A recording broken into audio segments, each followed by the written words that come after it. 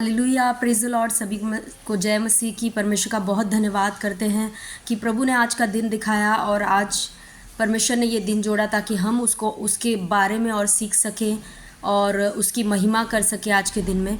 तो प्रभु का धन्यवाद करते हैं। तो आज एक बहुत ही इम्पॉर्टेंट वचन या 3 शब्द बाइबल के 3 शब्द जो इतने महत्वपूर्ण हैं, जिसमें हम परमेश्वर को या अपने जीवन के हर बातों को, हमारे जीवन में जो कुछ हो रहा है, क्यों हो रहा है, क्यों मसीह दुख में है या क्या है, क्यों उत्तर नहीं मिल रहा है प्रार्थना का, ये सारी बातों का, क्यों वो परमेश्वर को महसूस नहीं कर पा रहे हैं, परमेश्वर अगर प्रेमी है तो क्यों वो जान नहीं पा रहे हैं परमेश्वर के प्यार को। इन 3 शब्दों में हम सीखेंगे। ये 3 शब्द जो बाइबल में एक वचन में है, वो 3 शब्द इस पूरे आपके सारे क्वेश्चंस का आंसर, यानी मसीह जीवन में उठने वाले हर सवाल का, अप्रॉक्सीमेटली हर सवाल का जो उत्तर है वो इन 3 शब्दों में आपको मिल जाएगा। तो आज का वचन बहुत इम्पॉर्टेंट है, लेकिन याद रखिए बहुत ही सेंसिटिव टॉपिक भी है, यानी बहुत ही समझने वाला विषय है। बहुत ही ध्यानपूर्वक सुनना पड़ेगा, समझना पड़ेगा, क्योंकि अगर हम मसीह में मैच्योर नहीं हैं, अगर वचन को अच्छे से समझ नहीं पा रहे, मैच्योर नहीं, अभी भी बालक हैं, तो ये टॉपिक्स या ये बातें समझना थोड़ी सी कठिनाई होगी। बट आप समझ लोगे अगर आप इसे पवित्र आत्मा की मदद से समझना चाहोगे तो आइए आज के टॉपिक को शुरू करते हैं। और आज का जो टॉपिक है वो ये है कि क्यों एक मसीही, जब हम प्रभु में आ जाते हैं तो क्यों जब हम कई बार प्रार्थना करते उसका उत्तर नहीं मिलता है। जब वचन पढ़ते तो वचन में तो कुछ और ही बोला जा रहा है, लेकिन हमारे जीवन में वो सब दिखता नहीं है। वचन में बोला जा रहा है परमेश्वर भला है, परमेश्वर प्रेमी है, लेकिन हम अपने जीवन में परमेश्वर की भलाइयों को देख नहीं पा रहे हैं, उसके प्रेम को अनुभव नहीं कर पा रहे हैं। क्यों हमारे जीवन में कई बार हम प्रार्थनाएं करते हैं, उन प्रार्थनाओं का उत्तर हमें नहीं मिल पाता है।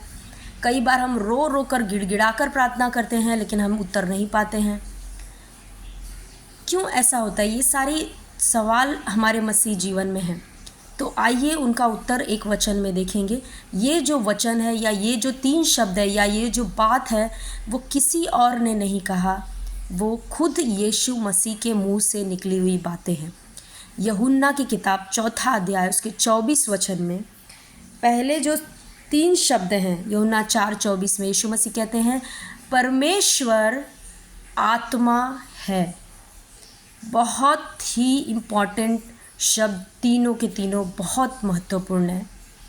यहाँ पे यीशु मसीह यूहन्ना 4:24 में कह रहे हैं परमेश्वर आत्मा है। अगर आप इस बात को समझ गए तो आपको अपने मसीह जीवन आपको समझ में आने लगेगा, आपको सारी बातें क्लियर समझ में आने लगेंगी और आप परमेश्वर को एक अलग रीति से देखना शुरू कर देंगे, अगर आपको ये बात समझ में आ गई। इसीलिए बहुत ध्यान से आज के वचनों को सुनिए कि क्या मैं बोलना चाह रही हूँ आप सभी से। तो यहाँ पे यीशु मसीह कह रहे हैं सामरी स्त्री से कि परमेश्वर आत्मा है। हालेलुया।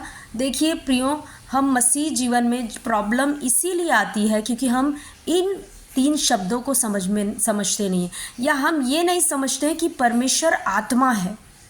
हम परमेश्वर को एक शारीरिक बीइंग समझकर, यानी अपने जैसा शरीर, जैसे हम शरीर में धरती पर रह रहे हैं तो हमें लगता है ऐसे ही परमेश्वर है, तो हम शारीरिक बीइंग समझकर परमेश्वर से कुछ पाना चाहते हैं या परमेश्वर से बात करते हैं या परमेश्वर से रिश्ता रखते हैं।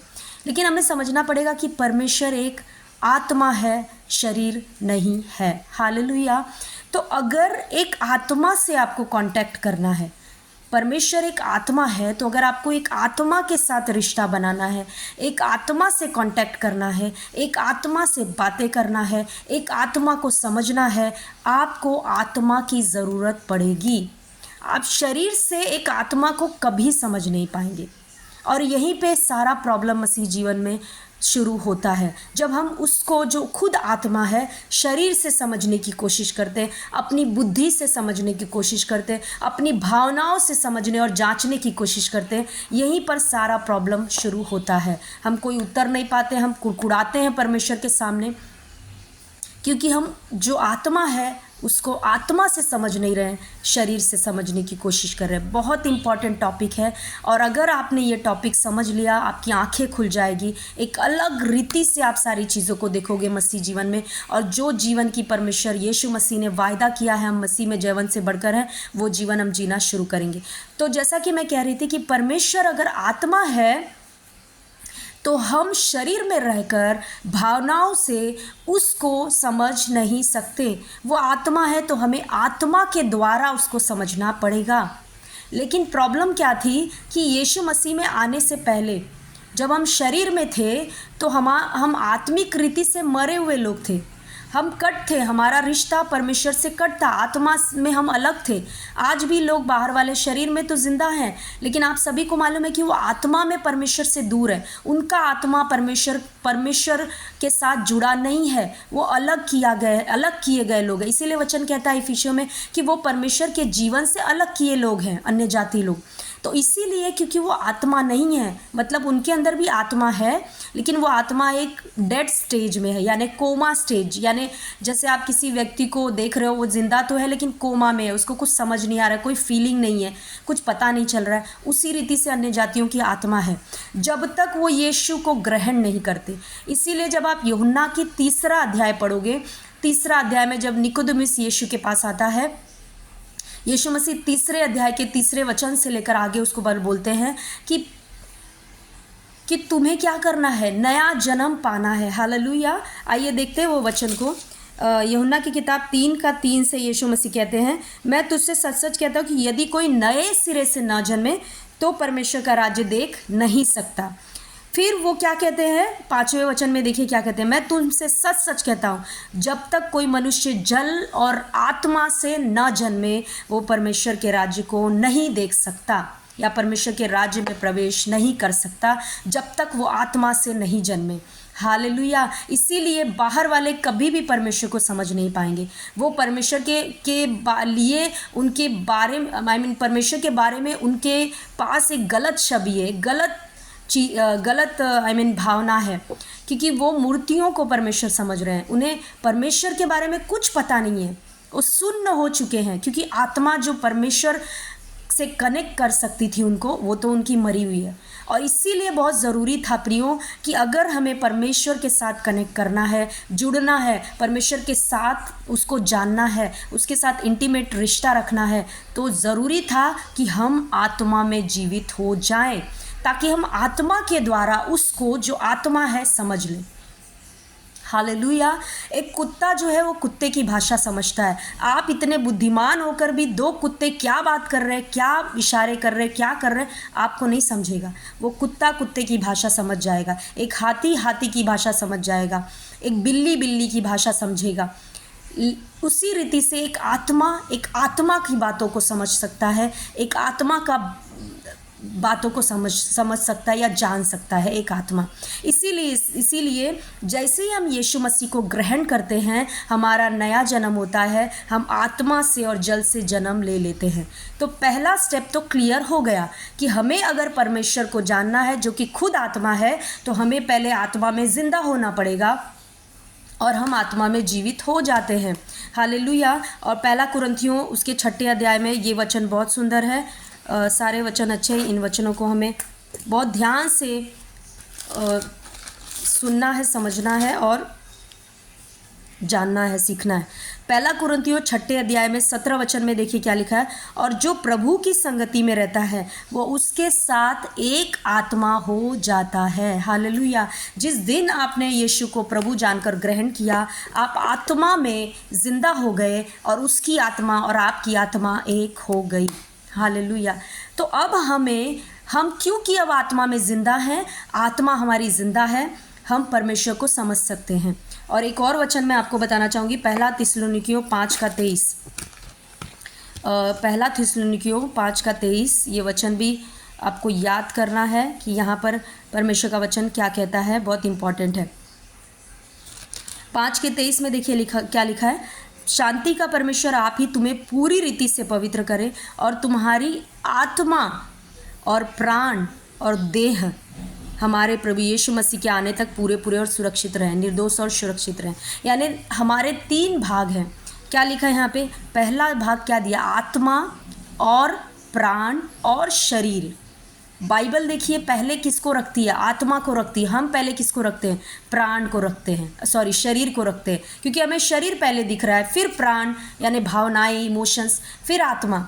लेकिन बाइबल पहले किसको रख रही है? आत्मा को रख रही है, फिर प्राण को और फिर देह को या शरीर को रख रही है। तो ये प्रॉपर क्रम है। तो देखिए हम 3 भाग हैं, आत्मा, प्राण, शरीर। तो मैंने आपको बता दिया जो कोई यीशु मसीह में है वो आत्मा में जीवित हो चुका है, आत्मा से जन्मा है, आत्मा में जीवित हो चुका है। यानी अब हम परमेश्वर को समझ सकते हैं, अब हम परमेश्वर को जान सकते हैं, अब हम परमेश्वर से रिश्ता रख सकते हैं, अब हम परमेश्वर की आवाज़ को सुन सकते हैं, अब हम आत्मा में जीवित लोग हैं। हालेलुया। बहुत ज़रूरी है ये सारी बातें जानना। तो पहला स्टेप तो क्लियर हो गया कि हम अब आत्मा बन चुके हैं, आत्मा में जीवित हो चुके हैं और परमेश्वर के साथ हम रिश्ता रख सकते हैं। अब आगे हम देखते हैं कि क्यों फिर हमारे जीवन में समस्याएं आती हैं। जब हम प्रार्थना करते हैं, जब हम कुछ करते हैं, तो क्यों उसका उत्तर नहीं मिल पाता है, या क्यों बाइबल में तो कुछ और लिखा है और हमारे जीवन में कुछ और हो रहा है? उसका कारण यही है प्रियो कि हम आत्मा में जीवित तो हैं, आत्मा में जिंदा तो हो गए हैं, लेकिन आत्मा के अनुसार चल नहीं रहे हैं, हम शरीर के अनुसार चल रहे हैं। यानी जो हमको दिखता है ये 5 ज्ञानेंद्रियों के द्वारा, जो आंखों से देखते हैं, सुनते हैं, महसूस करते हैं, इनके द्वारा, या जो इमोशंस या भावनाएं हमारी बताती हैं, हम उनके द्वारा चल रहे हैं, हम आत्मा के द्वारा नहीं चल रहे हैं। आत्मा में जीवित तो हो चुके हैं, लेकिन हम आत्मा में मजबूत नहीं हैं। हालेलुया। आई होप कि आप समझ पा रहे हो। हम आत्मा में जीवित तो लोग हैं, यानी ये संभावना है कि हम परमेश्वर को जान सके, हम सारी आत्मिक चीज़ों को समझ सके, हम सब कुछ ये सारी चीज़ें जान सकें, लेकिन क्यों नहीं जान पा रहे? क्योंकि हम आत्मा के अनुसार नहीं चल रहे। हमारी आत्मा को हमने कमज़ोर कर रखा है, उसको बलवंत नहीं किया है। हमारे शरीर को, फ्लैश को, हमारे भावनाओं को हमने ज़्यादा मायने दिया है, या इन्हीं के अनुसार हम चलते हैं, और शैतान उसी का फ़ायदा उठाता है। शैतान एक मसीह को कभी गिरा नहीं सकता जब तक उस मसीह को वो शरीर में ना ला दे, यानी शरीर में सोचने पे मजबूर ना करे। जब एक मसीही जो है वो शरीर में सोचने लगता है, उसको जो दिखता है उसके अनुसार सोचने लगता है, उसको जो भावनाएं बोलती हैं उसके अनुसार करने लगता है, सोचने लगता है, तो शैतान उसको गिरा सकता है, उसके पहले वो नहीं। तो अगर हमें परमेश्वर को जानना है, या ये सारी चीज़ों को अपने आप को भी जानना है अगर हमें, क्योंकि हम आत्मा में नया जन्म पाए हैं, तो हम नई सृष्टि बन चुके हैं, हम नए लोग बन चुके हैं, हम परमेश्वर के पुत्र बन चुके हैं, यूहन्ना 1:12 के अनुसार, वारिस बन चुके हैं गलातियों 4:6 के अनुसार, मसीह के साथ संगी वारिस हैं। ये सारी बातें स्वर्गीय स्थानों में बिठाए जा चुके हैं। ये सारी बातें अगर हमारे बारे में भी हमें समझना है कि मसीह में आने के बाद हमारे अंदर क्या बदलाव हुआ, या हम क्या बना दिए गए, इन सब चीज़ों को समझना है तो हमें आत्मा से समझना पड़ेगा। शरीर से कभी समझ नहीं सकते, और आत्मा से कब समझेंगे? जब हम आत्मिक लाइफ को अपने मजबूत करेंगे, आत्मिक जीवन को हम मजबूत करेंगे। कई बार जब हालात, परिस्थितियाँ खराब होती हैं, कुछ अच्छा नहीं चल रहा होता है, तो हमारी भावनाएं क्या बोलती हैं? हमारी भावनाएं बोलती हैं परमेश्वर तो मुझसे प्यार नहीं करता। सब लोग तो बोलते हैं परमेश्वर बहुत अच्छा है, वचन में भी लिखा है, लेकिन ये तो सही नहीं है, ये तो सही नहीं है। ये तो देखो मेरे जीवन में क्या हो रहा है, देखो मैंने प्रार्थना किया उसका उत्तर नहीं मिला, देखो मैं बीमार हूँ, अभी तक मैंने प्रार्थना किया चंगाई नहीं पाया मैंने। हम क्या कर रहे हैं? परमेश्वर को या उसके वचनों को या उसको हम शरीर में फ्लैश के द्वारा या 5 ज्ञानेंद्रियों के द्वारा या भावनाओं के द्वारा समझने की कोशिश कर रहे हैं। हमारी भावनाएं कह रही हैं कि परमेश्वर मुझसे प्यार नहीं करता तो नहीं करता, लेकिन एक विश्वासी को ज़रूरी है आत्मा में चलना, आत्मा में चीज़ों को समझना, इसीलिए उसको आत्मिक रीति से पहले मजबूत होना पड़ेगा। एक वचन पढ़ते हैं गलातियों 5:25। यहाँ पे देखिए पौलुस क्या कह रहा है, थैंक यू फादर। गलातियों 5:25 में पौलुस कह रहा है कि यदि हम आत्मा के द्वारा जीवित हैं तो आत्मा के अनुसार चले भी। यानी हम जीवित तो हैं आत्मा में, लेकिन चलते शरीर के अनुसार। जो दिखाई दे रहा है, जो सुनाई दे रहा है, जो ज्ञानेंद्रियां बता रही हैं, जो भावनाएं बता रही हैं, उनके अनुसार चल रहे हैं। हालेलुया। इसीलिए जब आप पढ़ोगे गलातियों 3:11 में, वहाँ पर भी लिखा है कि धर्मी जन जो है वो विश्वास से जीवित रहेगा, दृष्टि से नहीं। हालेलुया। आत्मा में चलने का मतलब है कि आपको इन 5 ज्ञानेंद्रियों से नहीं चलना है, आपको इमोशंस से, भावनाओं से नहीं चलना है, आपको विश्वास से चलना पड़ेगा। यानी परमेश्वर के वचन के अनुसार चलना पड़ेगा। उसको कहते हैं आत्मा में चलना। हालेलुया। लेकिन अगर आप अपने आत्मिक में अगर मजबूत नहीं हो तो आप वचन पे विश्वास नहीं कर पाओगे। आपको जो दिखाई देगा वो ज़्यादा असल रियल लगेगा, जो समझ में आएगा, जो भावनाएं बताएंगी वो ज़्यादा रियल लगेगा। आपको जो वचन कह रहा है वो कभी रियल नहीं लगेगा। इसीलिए आत्मा में अगर आपको चलना है या परमेश्वर को आत्मा से जानना है, आत्मा से सब बातों को समझना है, तो पहले अपने आत्मिक लाइफ को मजबूत बनाना पड़ेगा। आपकी आत्मा को बलवंत करना पड़ेगा। हालेलुया। बहुत ही इम्पॉर्टेंट टॉपिक है, लेकिन थोड़ा सा कॉम्प्लिकेटेड भी है, इससे समझना बहुत ज़रूरी है। हालेलुया। तो आपको अपने आत्मिक जीवन को मजबूत करना पड़ेगा, तब आप परमेश्वर जो आत्मा है उसको समझ सकते हैं पूरी रीति से। हालेलुया। आप कभी भी भावनाओं से परमेश्वर को नहीं समझ सकते।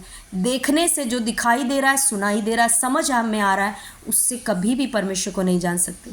जो आत्मा में है परमेश्वर, उसके द्वारा ही आप उसको समझ सकते हैं। आपको बाइबल के वचन के अनुसार ही परमेश्वर को समझना है, क्योंकि बाइबल क्या है? आत्मिक किताब है। इसमें जो परमेश्वर के बारे में लिखा है आपको वही लेना पड़ेगा। जो आपके बारे में लिखा है आपको वही लेकर वही बोलना पड़ेगा। वही सत्य है, बाकी सब जो दिख रहा है वो फैक्ट है, उसको बदलना पड़ेगा।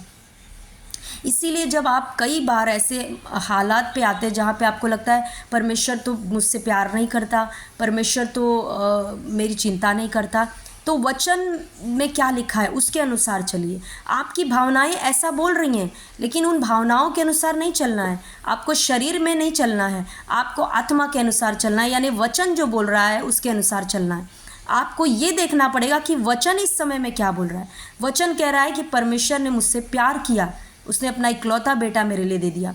वचन कह रहा है कि अपनी सारी चिंता उस पर डाल दो, क्योंकि उसको तुम्हारा ध्यान है। यानी परमेश्वर को मेरा ध्यान है इस समय में, तो मैं अपनी भावनाओं से चलूँगी नहीं, मैं विश्वास से चलने को चुनूँगी।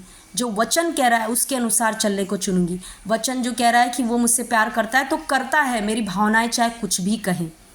वचन कह रहा है वो मेरी चिंता करता है तो करता है, मेरी भावनाएं चाहे कुछ भी कहें, मुझे कुछ भी दिखाई दे, उससे मुझे कोई लेना देना नहीं है। हालेलुया। इसको कहते हैं आत्मा में चलना, आत्मा के अनुसार चलना। फीलिंग्स के अनुसार नहीं चलना, दृष्टि के अनुसार नहीं चलना, लेकिन आत्मा के अनुसार चलना, विश्वास में चलना। हालेलुया।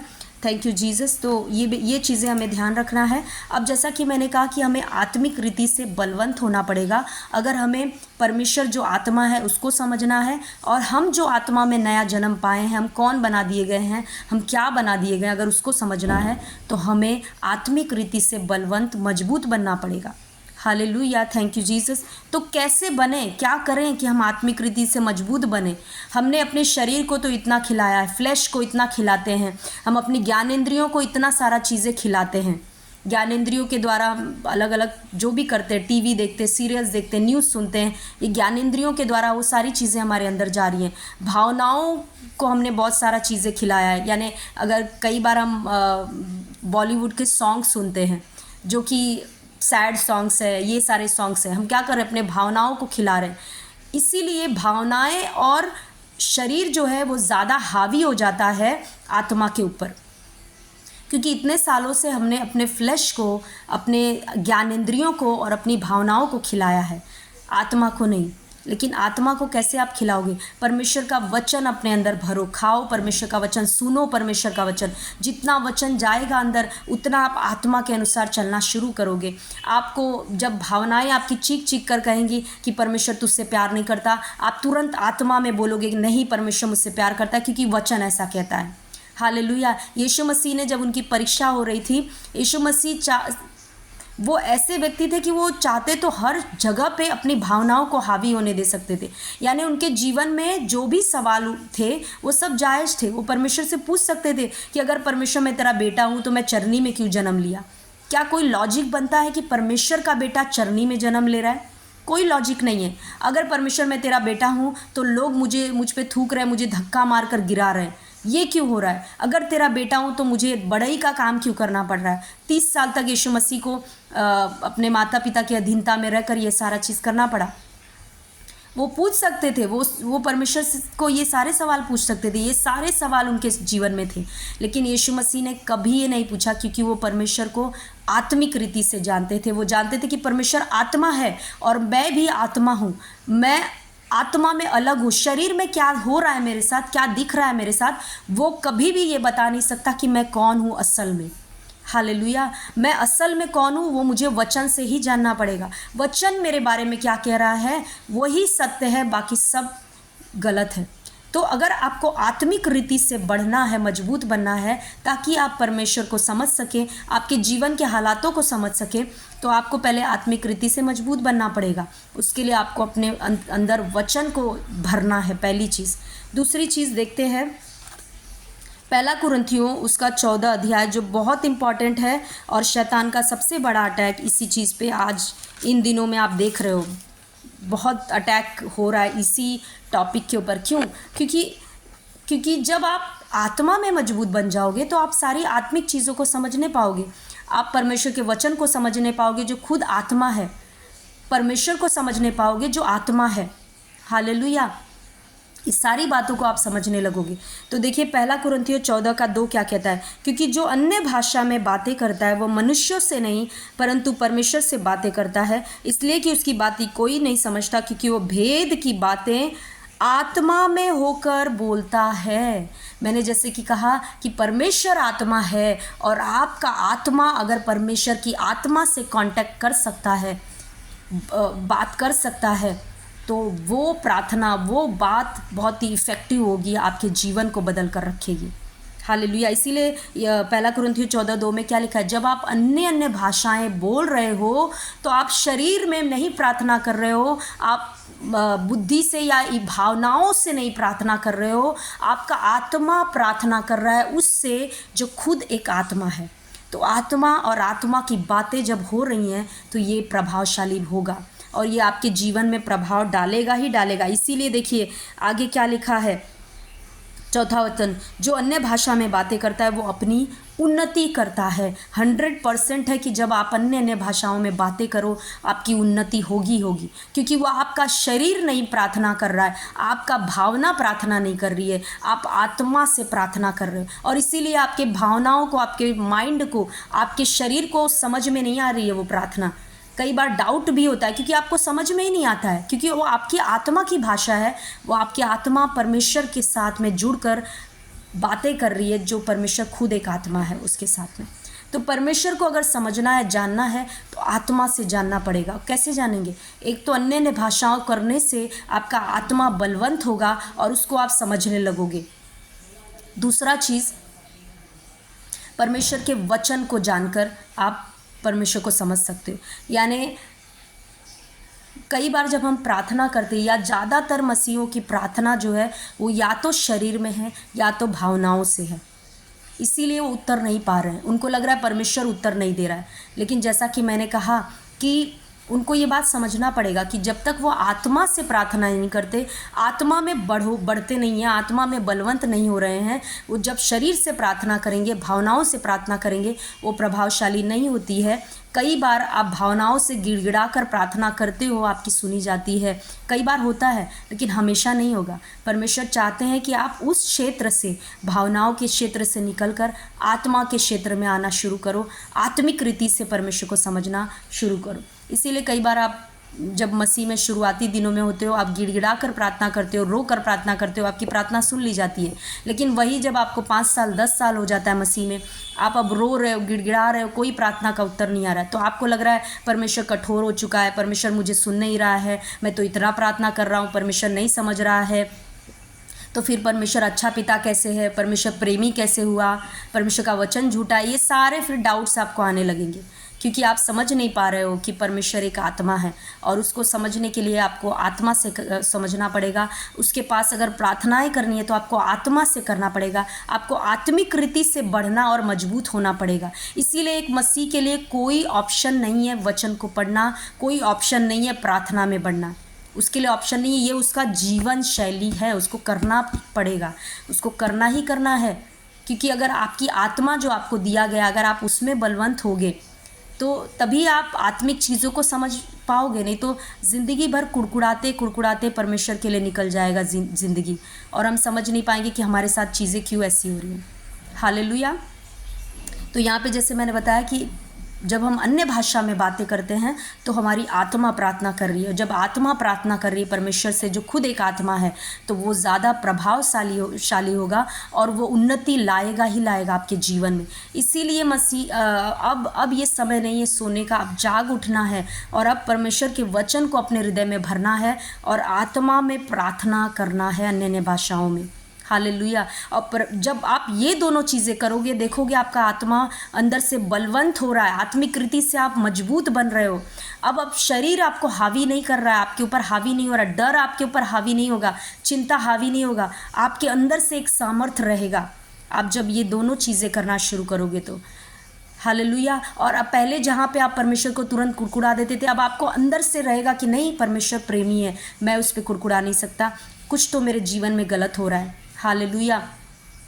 तो मैं यही बोलना चाह रही हूँ कि कई बार प्रार्थनाओं का उत्तर नहीं मिलता है, कई चीज़ें हमें समझ में नहीं आती है, वो इसके लिए प्रियो क्योंकि ये सारी चीज़ें हम शरीर में या भावनाओं में कर रहे हैं, लेकिन ये सारी चीज़ें हमें आत्मा से समझना ज़रूरी है। और कब आप आत्मा से समझोगे, जब आप आत्मिक रीति से बलवंत रहोगे तो ही आप आत्मा की बातों को समझ पाओगे।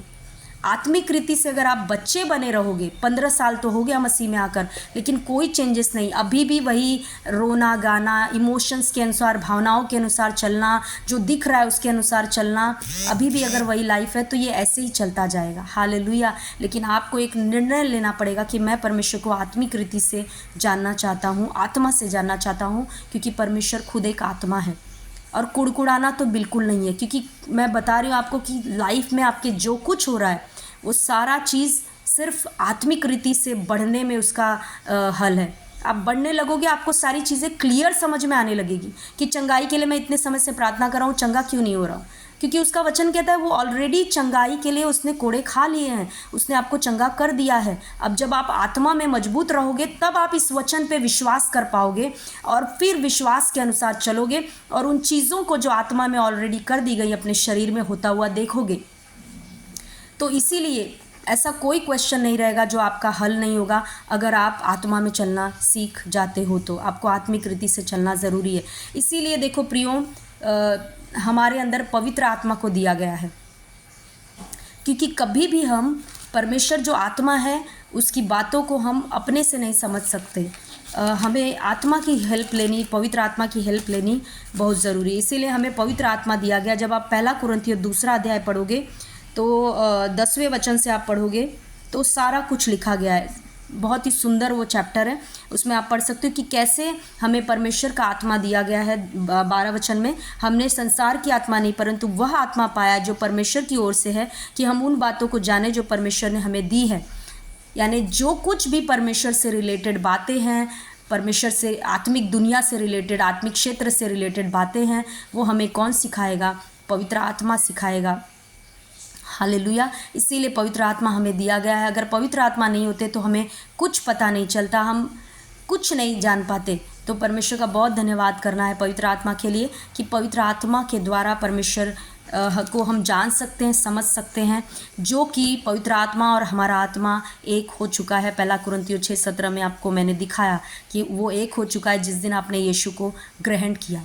तो पवित्र आत्मा आपके अंदर ही है, बाहर नहीं है, आपके अंदर ही है। बस आपको पवित्र आत्मा की अधीनता में आना है, उनको बोलना है, उनके साथ संगति करना है, बोलना है कि पवित्र आत्मा मुझे सिखाओ पिता की बातों को, अन्य अन्य भाषाओं में ज़्यादा प्रार्थना करना है और परमेश्वर के वचन को अंदर भरना है।